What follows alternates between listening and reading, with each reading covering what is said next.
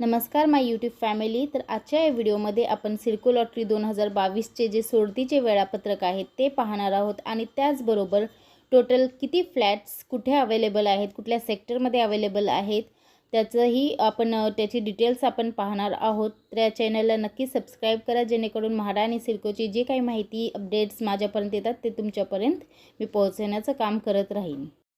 तर तुम्ही पाहू शकता सिडको सोडत जानेवारी 2022चे हे वेळापत्रक आहे।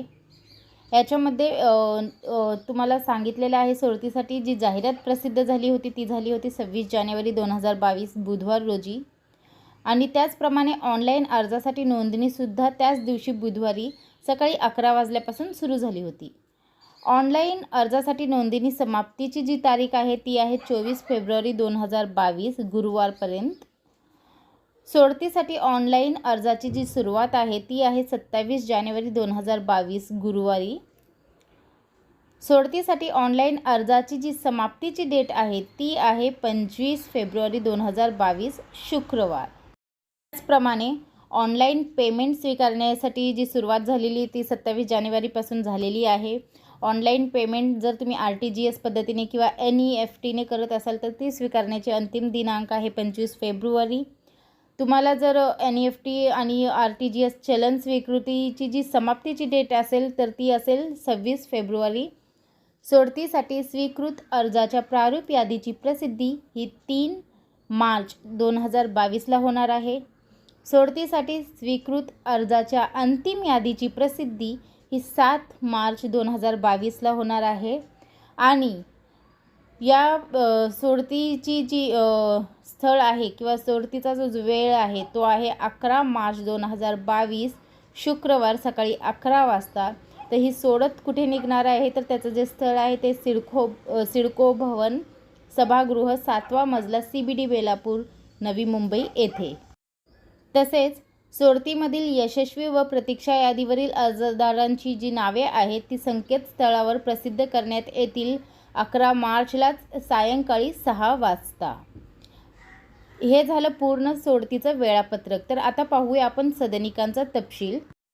विक्रीसाठी उपलब्ध असलेल्या सदनिकांचा तपशील आहे म्हणजे टोटल किती फ्लॅट्स कुठल्या सेक्टरमध्ये अवेलेबल आहेत त्याची ही पूर्ण माहिती आहे।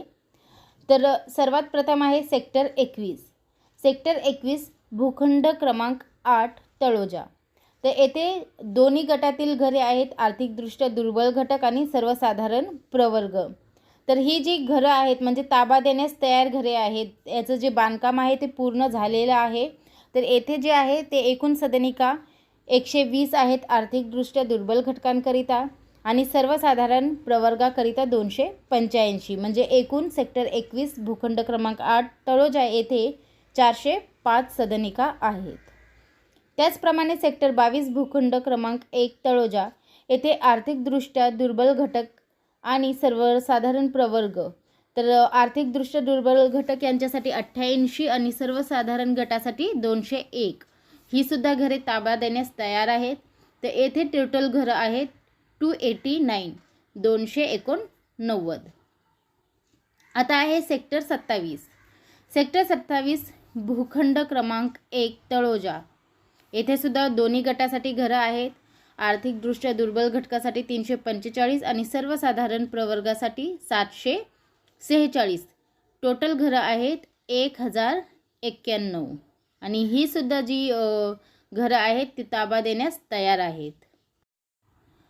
आता आहे सेक्टर 37 भूखंड क्रमांक 1 तळोजा येथे सुद्धा दोन्ही गटासाठी घरं आहेत, आर्थिकदृष्ट्या दुर्बल घटकासाठी 102 आणि सर्वसाधारण गटासाठी 237। टोटल घरं आहेत 339 ही सुद्धा घरं ताबा देण्यास तयार आहेत।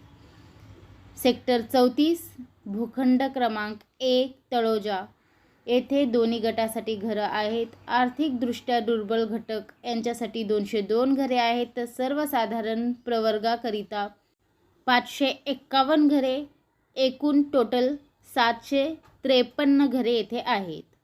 सेक्टर 34 भूखंड क्रमांक 6 तळोजा येथे आर्थिकदृष्ट्या दुर्बल घटकांसाठी 227 आणि सर्वसाधारण गटासाठी 769 म्हणजे एकूण 906 घरं आहेत। तर आता भूखंड क्रमांक 34ची जी घरं आहेत, भूखंड क्रमांक 1 असो, भूखंड क्रमांक 6 असो, सेक्टर 34ची जी घरं आहेत ती तयार नाही आहेत, त्याचं बांधकाम सुरू आहे. तर ह्याचा जो ताबा आहे तो अंदाजे म्हणजे अंदाजे 2023 मार्चपर्यंत भेटेल. सेक्टर 36 आर्थिकदृष्ट्या दुर्बल घटकाकरिता 194, सर्वसाधारण गटाकरिता 742.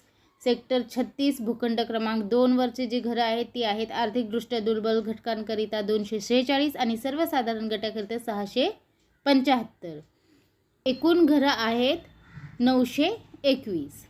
सर्व योजनेची एकूण बेरीज जर केली म्हणजे टोटल जर घरं आपण पाहिले तर आर्थिकदृष्ट्या दुर्बल घटकांकरिता जे घरं आहेत ते आहेत 1524 आणि सर्वसाधारण गटाकरिता आहेत 4206, म्हणजे एकूण घरं आहेत 5730.